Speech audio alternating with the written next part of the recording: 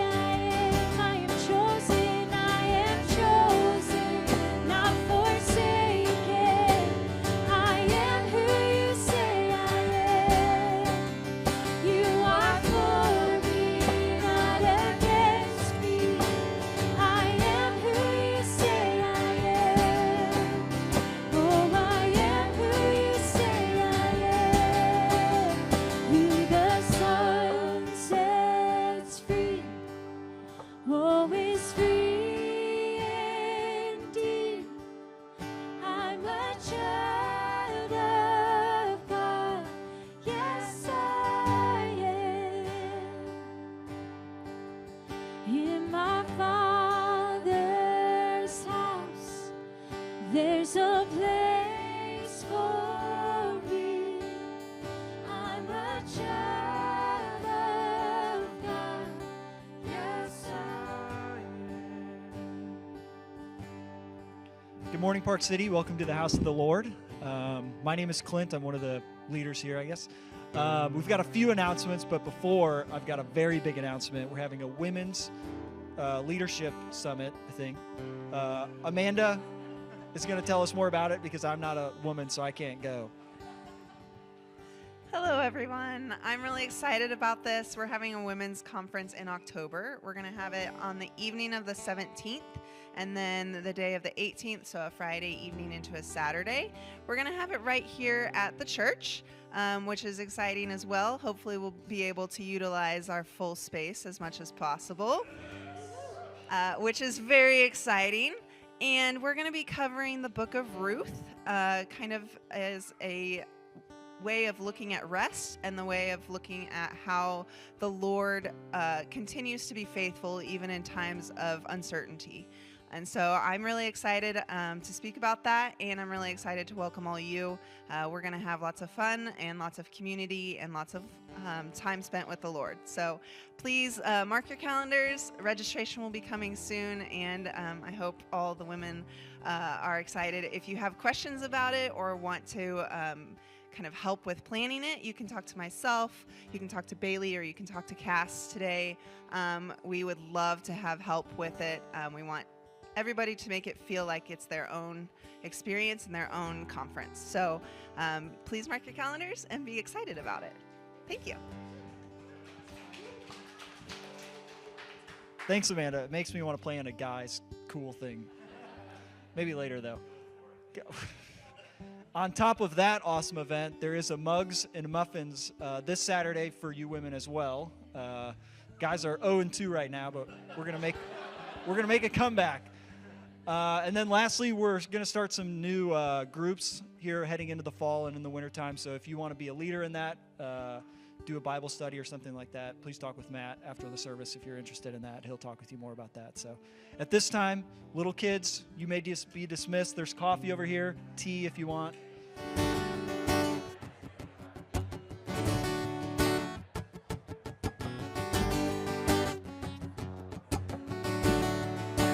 We invite you to stand and worship with us. Through every battle, through every heartbeat, through every circumstance, I believe that you are my fortress. Oh, you are my portion. You are my hiding place. I believe you are the way, the truth, the life. Oh, I believe you are the way, the truth, the life. I believe through every blessing, through every promise, through every breath I take. I believe that you are provider. Oh, you are protector. You are the one I love. I believe you are the way, the truth, the life. I believe you are the way, the truth, the life. I believe you are.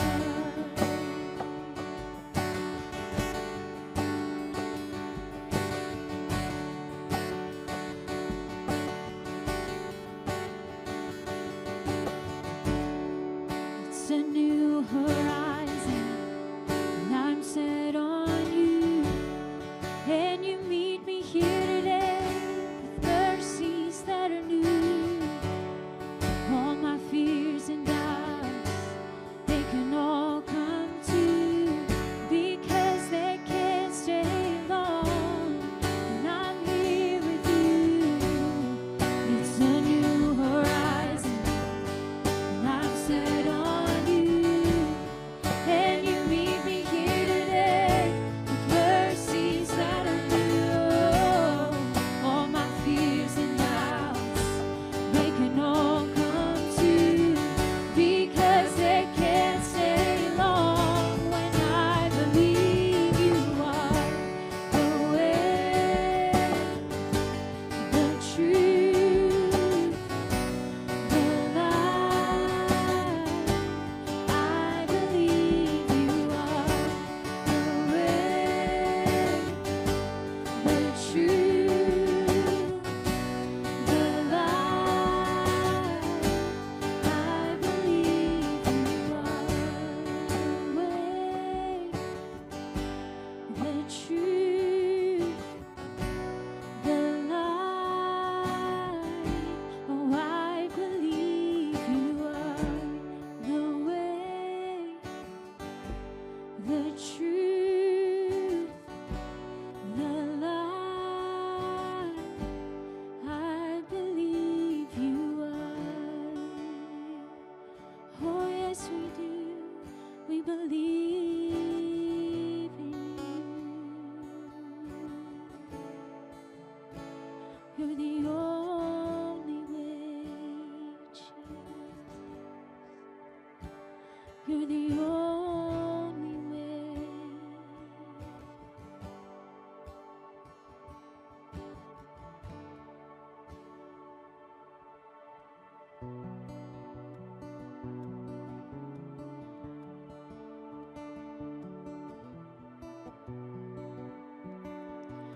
we just worship you in this place today. God, standing here in a room of common faith, God, whatever circumstance we're standing in, God, we declare this morning that you are our solid rock and that nothing can shake it.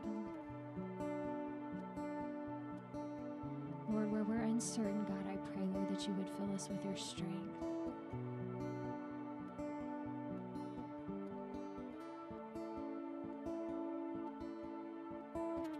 When the ground beneath my feet gives way and I hear the sound of crashing waves and all my world is washing out to sea, I'm hidden safe in the God who never moves, holding fast to the promise of the truth. You are holding tighter still to me. The rock won't move and his word is strong. The rock won't move and his love can't be undone. The rock won't move and his word is strong. The rock won't move and his love can't be undone. The rock of our salvation.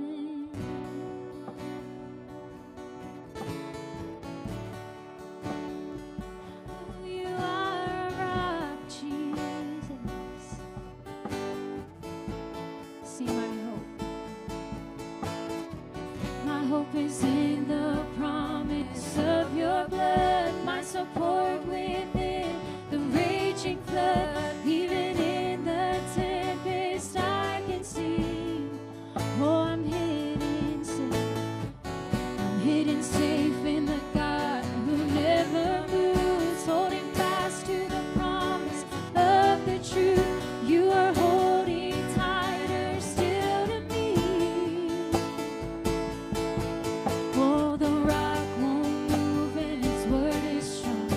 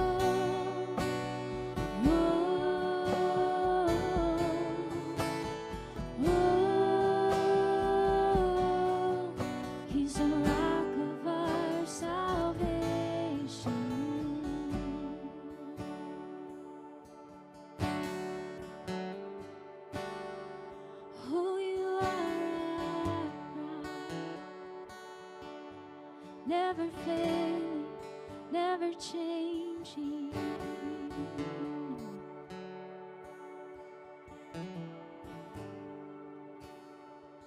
Oh, we worship you, Jesus.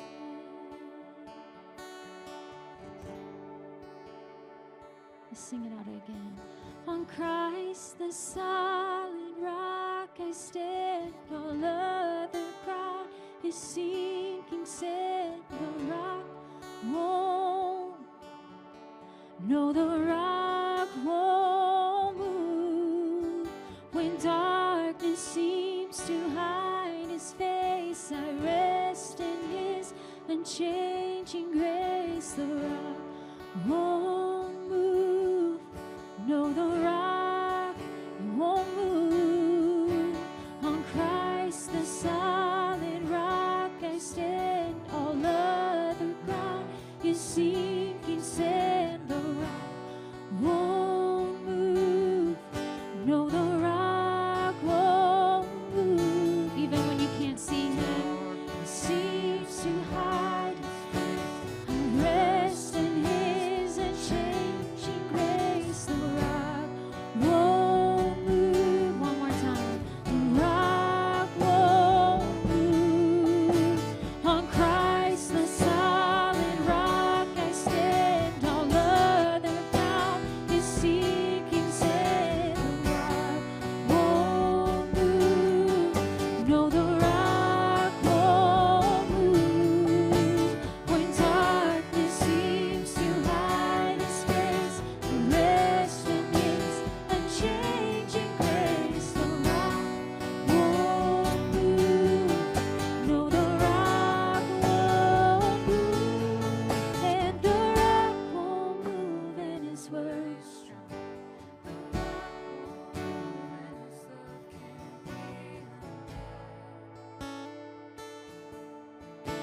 The rock won't move, and his word is strong. The rock won't move, and his love.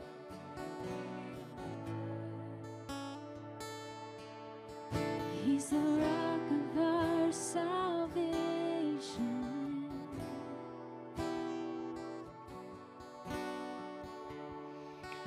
Lord, I pray that we never forget of the foundation you've built for us, Lord. And I know all our circumstances can be different in what we're in right now, but you have a plan for us and you've got us to this point. There's a reason we're all in this room worshiping you. It wasn't by accident. I'm not from here. Pastor Matt's not from here. But you've all placed us in Kansas City for a reason and in this building for a reason. The commission hasn't changed, Lord. You sent us to go make disciples and to further your kingdom here on earth. And I pray that we use that foundation that you've given us. And as we read in the Old Testament, you've always been looking out for your kingdom and for your people. And even though our circumstances may be one situation now, I pray that we just reflect on all the things you've done in our past that we've forgotten about, that got us to this moment, and that we see the joy in that. And some of them may not have been joyful, but you've used that circumstance to get us here, whether it be to make us stronger or to lean on others or to know when to lean on others and to reach out for help. I pray that you continue to work in us, work in our hearts, take down our barriers that we set up. Help us identify the enemy and use the scripture against him, because that's our strongest weapon. As we read through the Old Testament, Lord, none of these people had the Bible, but they still clung to your word and to your vision. We have the Bible now, and we can use it to its advantage. And I pray that we soak ourselves in it each and every day so that we know what to do when the time comes. And I pray that we never stop reaching people that need to hear your word, because there's a lot of them out there that need it.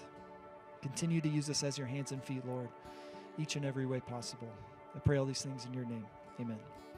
You guys may be seated.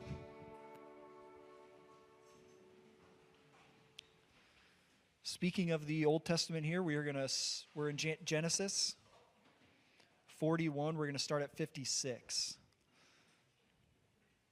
So when the famine had spread all over the land, Joseph opened all the storehouses and sold to the Egyptians, for the famine was severe in the land of Egypt. Moreover, all the earth came to Egypt to Joseph to buy grain, because the famine was severe all over the earth. When Jacob learned there was grain for sale in Egypt, he said to his sons, "Why do you look at one another?" And he said, "Behold, I have heard that there is grain for sale in Egypt. Go down and buy grain for us there, that we may live and not die." So 10 of Joseph's sons went down to buy grain in Egypt. But Jacob did not send Benjamin, Joseph's brother, with his brothers, for he feared that harm might happen to him. Thus the sons of Israel came to buy among the others who came, for the famine was in the land of Canaan. Now Joseph was governor over the land. He was the one who had sold to all the people of the land. And Joseph's brothers came and bowed themselves before their faces on the ground. Well, good morning, Park City Church. It's good to see you all this morning. Welcome. My name is Matt. I'm the pastor here, and as a man in the congregation, I'm sorry we've let you down, apparently, given Clint's announcements, but we're working on it. I want to say one thing just as we were worshiping. I'll just say it. There's a particular psalm that has been meaningful to me, and I cannot remember the reference, so this is questionable how meaningful lately. But one translation, there's a line in it that says something like, God, your right hand has moved. Like, I can't find your right hand. And it occurred to me as we were singing about the rock, and I just, maybe you're here and that's your experience. You're like, I'm just sort of doing my best to cobble my life together, and it feels like God is, if he was there, he has moved. And I just want to speak a word of grace and gospel to you. Joseph's life is a testament to this, as we'll see in a moment. But even as we've sung, that God is present and strong, and he hasn't moved. So I don't know if that is something any of you need to hear this morning, but I just want to share it. So on that note, I wanted to let you know a couple of folks have asked. So Natalie Brock, who often hosts service for us and serves and leads around Park City, she and Turner have had their baby this week, and which is lovely, but she's very early, so you want to hold them in prayer. They're doing well. Mom and baby are doing well. I was chatting with Turner last night, but we want to continue to hold them in prayer, health and safety and recovery for all of them as their little girl grows in the NICU there. Many of you have asked how to support or care for them. We'll share some more concrete ways to do that going forward, but I'm sure just hearing from you or being you sort of coming around them in those kinds of ways would be welcome. So if you need to know how to get in touch, or you have questions along those lines, you can ask me, you can ask Bailey, who was singing up here, and we can connect you in that way. But I just wanted to let you know so you could be holding them in prayer. And then Clint mentioned we're going to be launching groups in the fall, small group life, beginning around the first week of September. So over these next few weeks, you'll have opportunities to sign up. But I am meeting with leaders or interested leaders today. And if that's you and you haven't signed up yet, you're like, I think I might be interested, but you haven't responded. That's okay. Stick around. I'm going to meet, we're going to meet in the elementary room, which is at the end of the hall after service, just to sort of talk about some things related to group life. So I just want to make you aware of that as you think about sort of what your engagement with our community looks like in the fall. And then Clint mentioned the building, or someone mentioned the building. Amanda, I mentioned you being able to utilize our full space. Really excited about the conference in October. And goodness, we better have the full space. If we don't, you should pray for me, all right? But things are, we are really close. We're still in sort of what we'll call it a liminal space where there may be some disruption to our schedule here in the very near future. But if you've looked in the windows behind me, the paint's up, the floors they're significantly improved. Electrical and plumbing fixtures are supposed to have started this week, so they've been working in there. And you'll see some doors just inside. Some doors have been delivered, which is good. That's better than no doors. But I will keep you posted. Many of you have been giving faithfully and generously towards that. We are thankful and encourage you to continue to do that. There are ways to do it. You'll see if that's a thing you'd like to participate in. But I'm really excited. It's close. I'm sorry I can't give you more concrete information, but I just appreciate, I think the trendy word here is agile. We're going to be agile as a congregation, okay? So there may be some changes in the coming weeks, but, you know, we're headed towards something really beautiful. So that's all the things I wanted to say. Now I would like for you to say something. I want you to help a neighbor to feel welcome and then answer this question, a most memorable meal, all right? Can you think of a memorable, I put you on the spot, I'm sorry. The faces some of you guys are making just there. Or you can talk about English Premier League soccer. One of those two things. Help someone to feel welcome, a memorable meal. Go for it. Thank you. Here we go. All right. You guys are hungry, apparently. Awesome. Great. This side apparently eats better than you guys do. I don't know. I will say one of the things we're hoping to improve as we expand with the sanctuary and the lobby will be some acoustic improvements so that you can actually talk to your neighbor and not have to yell at them. But, you know, all in due time. We're in the life of Joseph, where we've been for a couple of weeks and will be for maybe a week or two more before we step into a new series for the fall.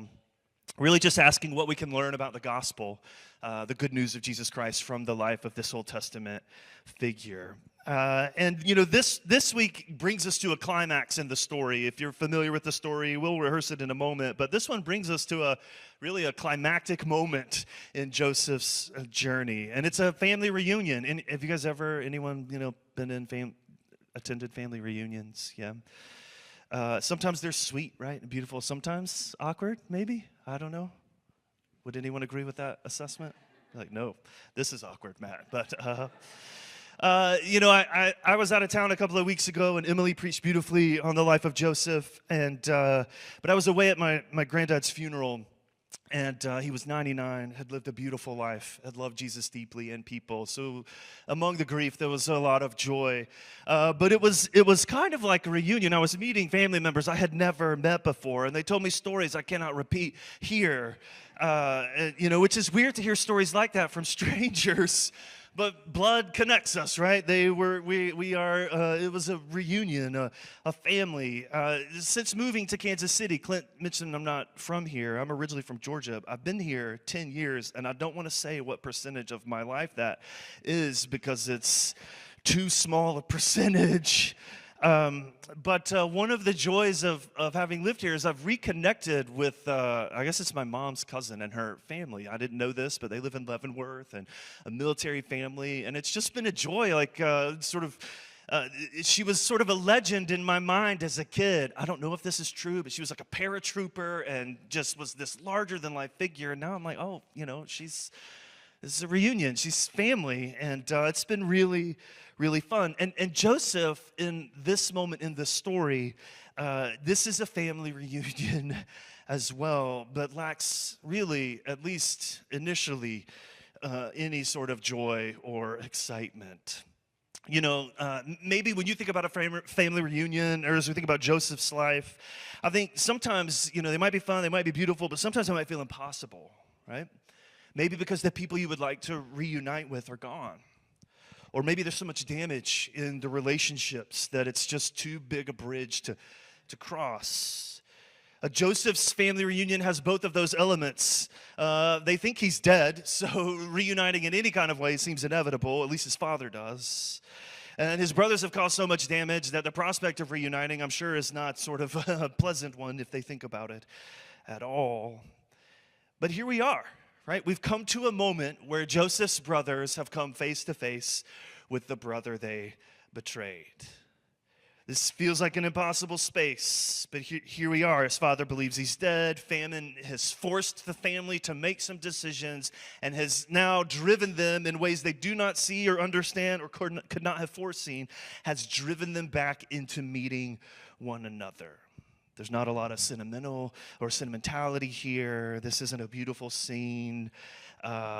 This is, at least as we work our way through the story, a moment thick with suspense, something that will need, so damaged that it will need something akin to resurrection to work any kind of life out of what has been done here.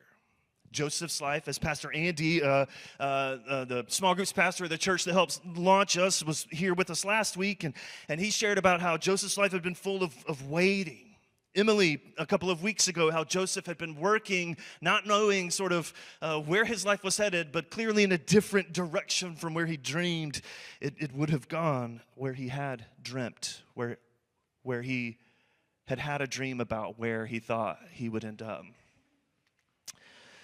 Right? We're a long way removed from Joseph, this boy with all these dreams, a father's favorite, betrayed by his brothers, thrown into a pit, sold into slavery, falsely accused, forgotten in prison.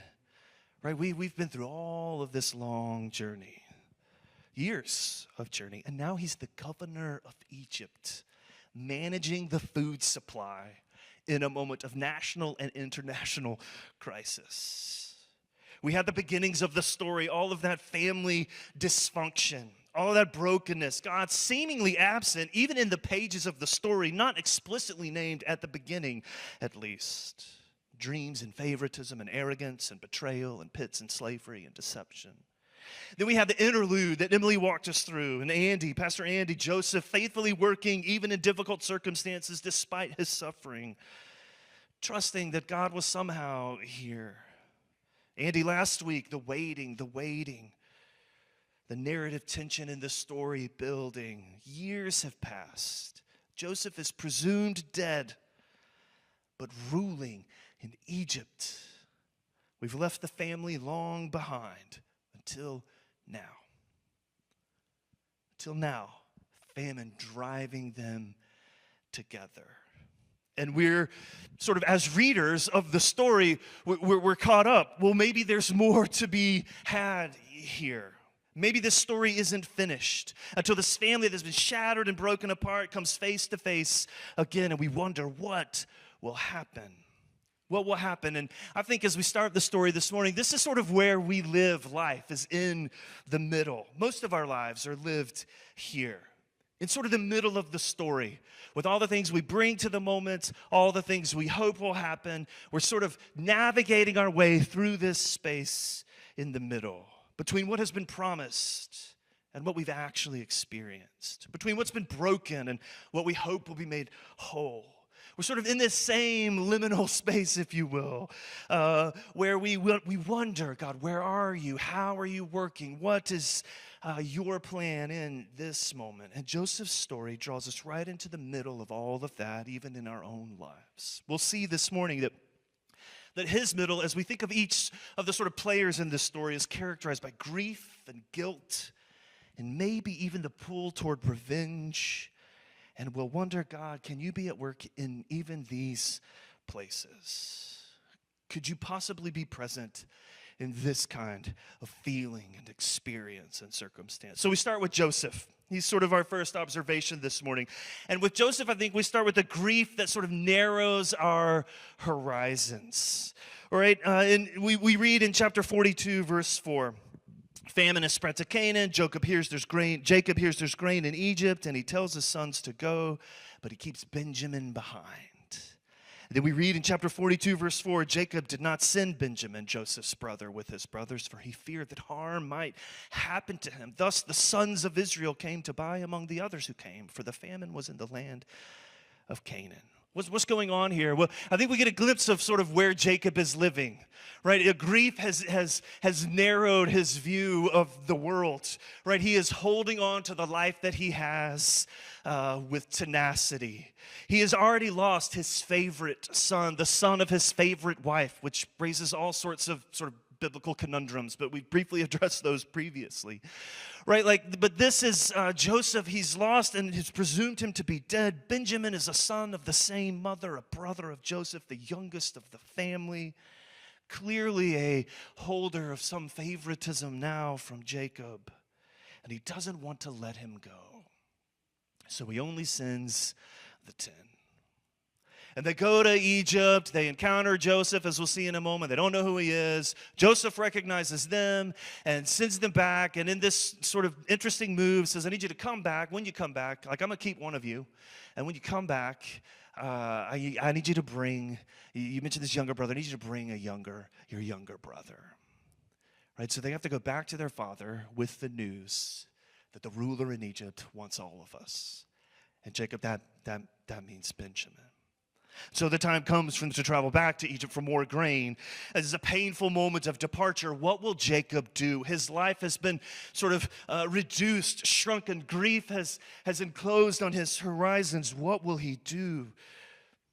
Will he loosen his grip on this youngest new favorite son? Chapter 43, the next chapter, tells us a conclusion, a resignation Jacob reaches in his life. May God Almighty, in verse 14, may God Almighty grant you mercy before the man, and may he send back your other brother and Benjamin. And as for me, if I am bereaved of my children, I am bereaved. His words are short and heavy. If I am bereaved, I am bereaved. Grief, I think you hear it here. Maybe there's a hint of hope, right? He's relinquishing something of his life to God, but the overwhelming tone here is sadness, is grief. It has a way of closing in around us. The world gets smaller. Days lose their color. Certain names can't be spoken without a catch in the throat. You stop making plans for joy. There's resignation, even as we see here in the life of Jacob. Yes, maybe God, but all I know is grief. Jacob's been living with this feeling for years. More than a feeling. Sorry. I'm tempted to give it my best journey effort, but that's probably not a good idea. All right, so is it journey? Boston. Thank you, man. See, I should have just left all that inside, but it came out. Right? He's been living with all of this. Living with the reality that his son is dead. The memories of his son now always sort of stained with a bloody coat of many colors. What will Jacob do? His life sort of lost in all of this grief. Maybe you know that feeling this morning. Is grief the final word? Where is God in this story for Jacob? I don't know. We're going to hold that suspense for a moment and turn our attention now to the brothers. If Jacob's life is one where grief has sort of enclosed his horizons, I think the brothers live with a different kind of limitation. Theirs is a guilt that just keeps echoing through the years. His brothers arrive in Egypt, and man, what a moment. They're face to face with a ghost from their past, and they don't know it. Not yet, anyway. They're in the presence of the very one who haunts their dreams. Right? Joseph, whom they have left and sold for dead. And now we're told they bow before him. They don't know who he is. And as readers, and certainly as Joseph, that dream from the beginning of the story of his family bowing, all of it just sort of vividly comes to life here, playing out in real time. They don't recognize him, but he knows them instantly. And seeing them bow, we're told, he accuses them of being spies. You're here to sort of scope out the condition of this land. It's an interesting dynamic we'll consider in a moment. But what I want us to think about now is the brothers' response to this interaction. In chapter 42, verse 21, this is what we're told. In response to Joseph sort of pressing on them, they turn to one another and listen to what they say. In truth, we are guilty concerning our brother, in that we saw the distress of his soul when he begged us and we did not listen.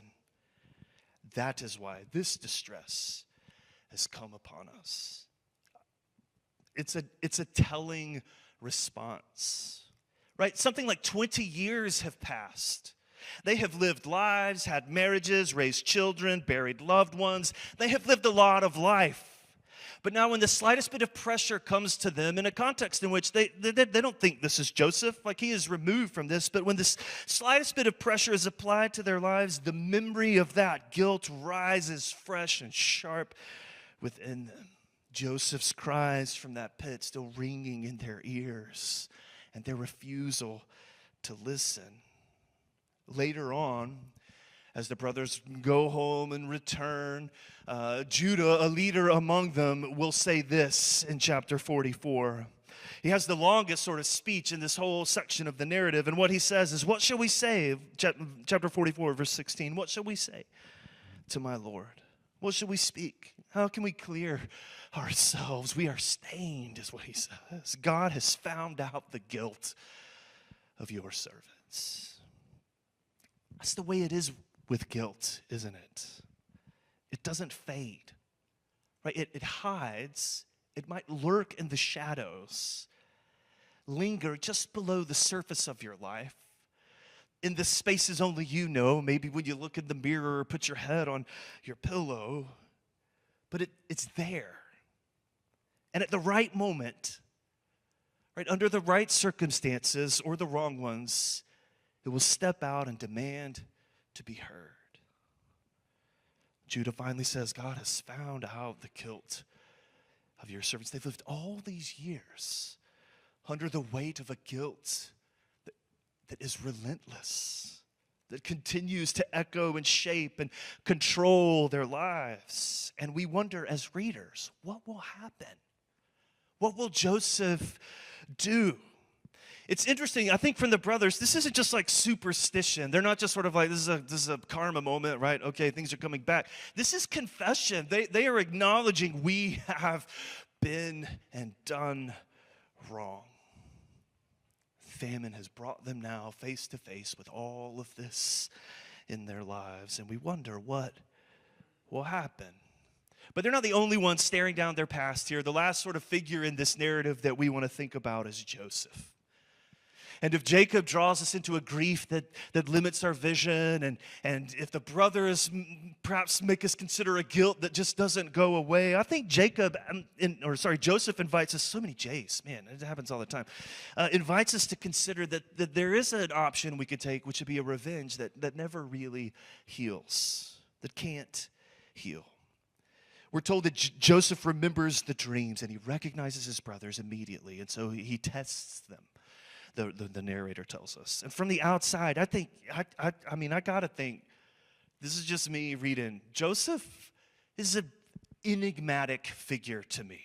There's much to be admired, but also he feels very human. And this is a moment where I'm like, is he feeling the pull of revenge? I mean, no human, I think, could really be in this moment and not. And he tests them, and I wonder why. What is the dynamic here? The story, I think, will give us some insight as it unfolds, but as we sit in this moment, I wonder, what's going on in Joseph here? Is he testing them to see if they're the same? Are they the same fellas who sold him down the road all those years ago? Is he now the one in power, finally feeling an opportunity to sort of dole out the kind of retribution that they deserve? I don't know. But we get an insight here. Whatever is building in Joseph's life, there comes a moment that I think is one of the most tender in sort of the whole of the narrative, maybe in Scripture.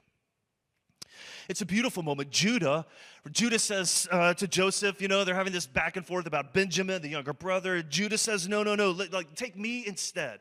There's a change here in the brothers, right? Whatever guilt they're carrying, he's like, take me instead of Benjamin. I'd rather become a slave than watch my father lose another favorite son. And in this moment, Joseph, we're told, his composure breaks. The dam bursts in his life. Chapter 45, verse 1. Joseph could not control himself before all those who stood by him. And he cried, "Make everyone go away from me." His palace room empties. The narrator gives us a detail that the Egyptian servants and others in the next room can hear him heaving, sobbing in the neighboring room. Years of waiting and longing, perhaps nursing revenge or wondering how God could have been present in it, maybe missing his father and his family, wondering what that dream was about. Years of all of that now come gushing out of him in this moment as he sees Judah willing to take the place of Benjamin. Joseph, it turns out, is not some hardened, vengeful interrogator. He's a broken-hearted son and brother. caught up in all the same broken family dynamics that his siblings and his father have been involved in all these years. And like Joseph, I think we're invited into the conclusion, perhaps, that revenge, while it can settle a score, it cannot mend a wound. There's only one thing that can do that. Which brings us, I think, to the final moment in the story, the climactic moment of the passage. What do we make of all of this grief and guilt and maybe the need for revenge, maybe the ways in which we carry those things as well? Where will all of these things go? Where do you put them? Where do you take them? They are a part of the human experience. God, what do we do with them? Where are you in all of this? In Joseph's story, we wonder, will they continue to wreak the kind of havoc that seems to have defined and been an inevitability for this fractured family? But we get a beautiful scene in chapter 45. Beginning in verse 3, Joseph said to his brothers, "I am Joseph. Is my father still alive?" But his brothers could not answer him. I can't imagine what is wrapped up in their pause here. They were dismayed at his presence, you think? Right? No doubt. And Joseph, so he said to his brothers, "Come near to me, please." And they came near, and he said, "I am your brother Joseph, whom you sold into Egypt. And now do not be distressed or even angry with yourselves, because you sold me here. For God sent me before you to preserve life. The famine has been in the land these 2 years, and there are yet 5 years in which there will be neither plowing nor harvest. And God sent me before you to preserve for you a remnant on the earth, to keep alive for you many survivors. So it's not you who sent me here, but God. He's made me a father to Pharaoh, a lord of all his house, and a ruler over all." What a moment. I am Joseph, he says. It's me. Right? The brothers freeze. They are stunned into silence. What we see happening here is a grace that reframes all that has come before. A grace, the gospel, the good news that reframes the whole story that has been lived up unto and beyond this point. I am Joseph, and they're frozen with fear. Their minds must be racing. What will he do? Will he kill us? Will he imprison us? Will he make us slaves? What will he do? And Joseph, we're told, says, come near to me. And again, we wonder, I don't know, right? A safe distance seems reasonable here, Joseph. What's he going to do to us? So they come near, and the narrator tells us that he tells them the truth, which is an interesting move. A truth that they had kept hidden for years, right? Decades of living with guilt and the secrecy of sin. He just names it. Doesn't deny it, doesn't say it's no big deal. He speaks the truth. You sold me here. This is true. Again, I got to wonder, what are they thinking? You're like, okay, well, now here it comes. Okay, well, no, there's no lead in. Maybe we could work our way there. Nope, we're just going right to the elephant in the room. You sold me here. No doubt thinking, here it comes. But then Joseph does something incredible. He speaks an even bigger truth into the conversation. You don't have to be distressed or angry, he says, because you sold me here. There's a bigger truth at work. God sent me before you to preserve life. 3 times he says it in this brief passage. God sent me, God sent me, God sent me. God has been at work in all of this disaster of a family.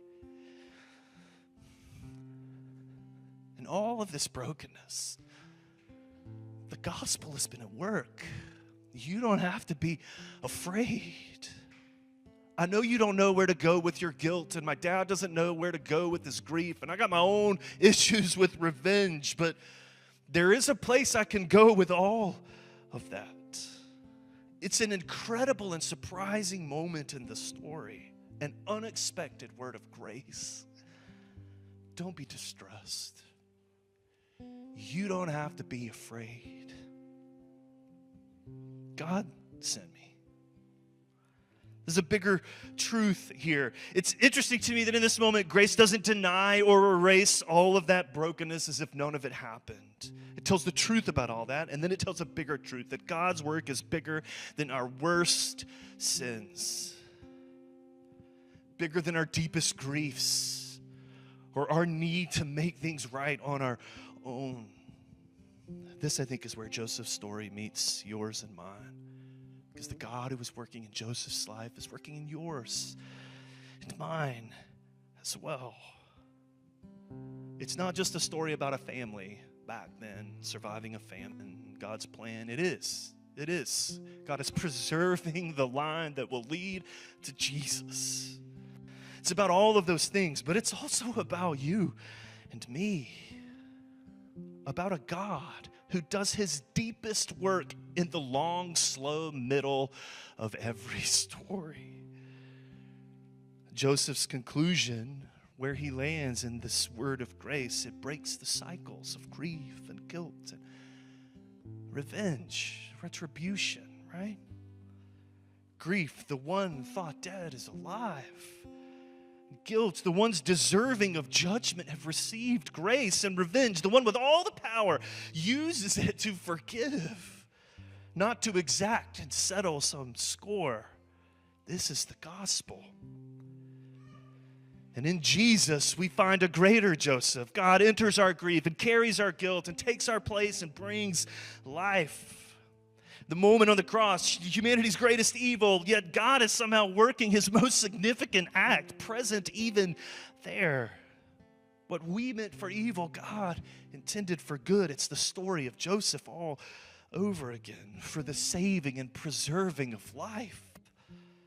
Maybe you're here this morning in the middle of your own story, wondering how God could possibly be involved in the long, slow work of whatever is happening in the middle of your life. I hope you will hear the word of the gospel to you. Jesus says, come near to me. I had the privilege of officiating Pop's funeral. And just as I was sort of thinking about his influence in my life, I didn't grow up around him. We would take trips, and visit him several times a year, but he didn't live in the neighborhood or anything. And I was just thinking about his influence in my life, and one of the things that occurred to me, which I shared, was that he gave me somewhere to go. He gave us somewhere to go with our grief. That a legacy of his in my life is faith, is the gospel, and it gave me somewhere to go with my grief. And I think the gospel, it's been that sort of helpful hook for me as I think about what the story, the work of Jesus means. It gives us somewhere to go. Joseph's story tells us that it gives us somewhere to go with all sorts of human experience.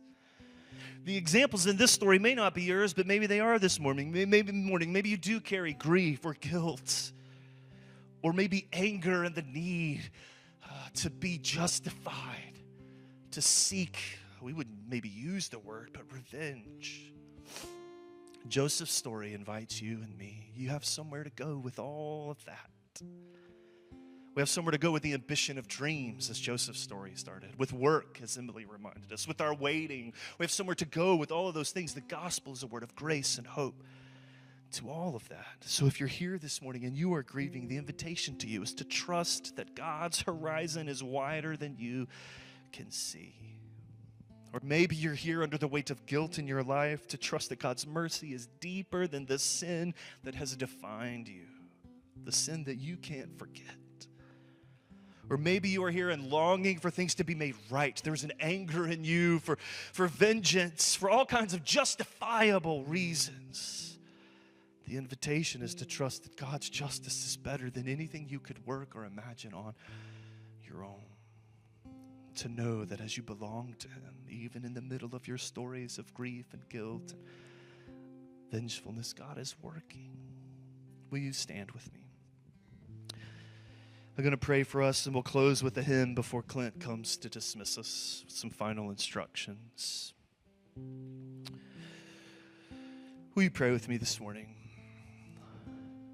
Jesus, we come to you in light of the gospel, the good news of Jesus Christ, and acknowledge that in the middle of all of our own stories, we may all have a slightly different relationship to you, to this good news. I pray that you would meet us as you met Joseph along the way, even in this critical moment in his life, as you worked resurrection life from death. God, would you do the same for us? May we be a people who know grief that can be turned to life, and guilt that can be met with grace, and vengeance that can be swallowed up in forgiveness. God, would you meet us in the middle of our lives? Remind us, affirm, challenge, encourage us that you are with us now.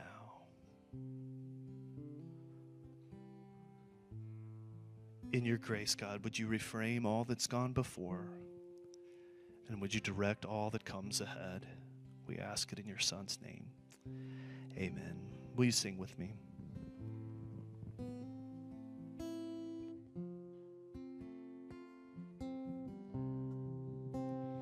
I will trust my Savior Jesus when my darkest doubts befall. Trust Him when to simply trust Him seems the hardest thing of all.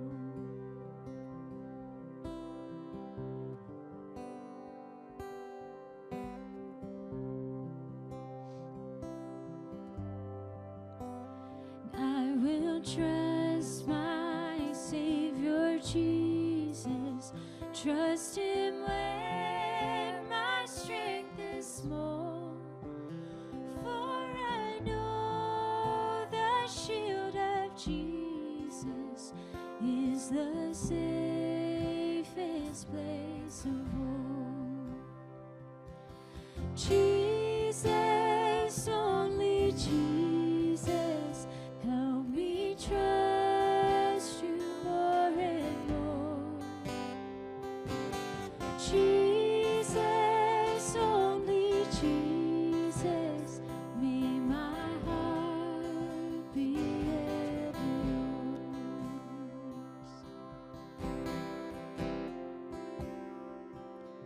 And I will trust my Savior Jesus. He has said His way is best, and I know the path He's chosen leads to everlasting rest. Jesus, only Jesus, help me trust you more and more. Jesus, only Jesus, may my heart be ever yours.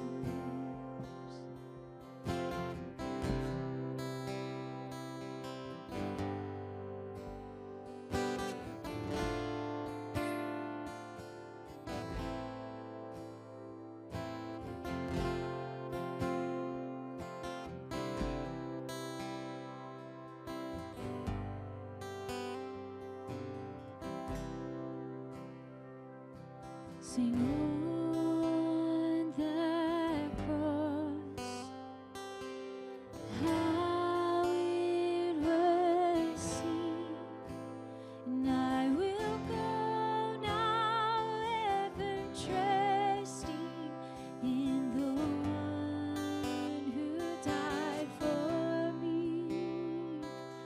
And what could I bring for your gift?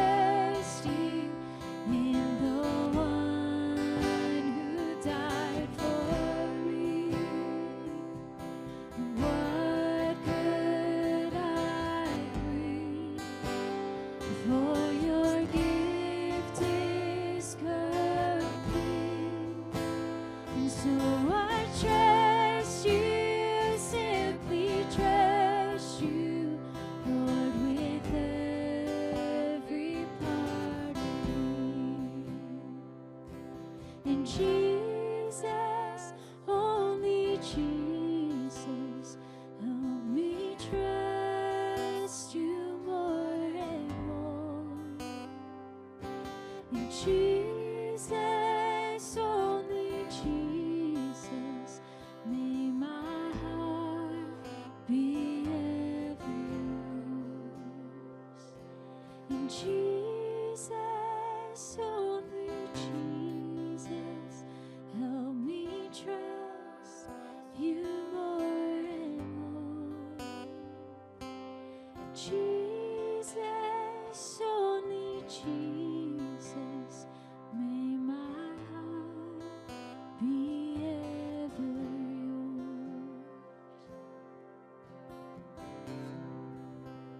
Awesome. Well, thank you all for coming out today. I know I've heard that story maybe not 1,000 times, but more than once. But I've never heard it told like that, Matt. So you have a gift of storytelling, and I pray that you continue to use that. Maybe it's from all your Lord of the Rings books you read too. If you want to know more about Park City, maybe how to get involved, you can text WELCOME to the number on that screen, and they'll shoot you a text with some more information. There's also some cool pamphlets over here that'll tell you about Pastor Matt and the leadership here. And then you can also, if you feel called to give, there's some instructions over there, QR code. And if you want to buy a chair for the new building for you and your family, scan that code over there as well. So I'll lead us with a benediction before we go. As you go this week, may you be kept in the assurance that he who started his good work in you will faithfully bring it to completion in Christ. Amen. Go in peace.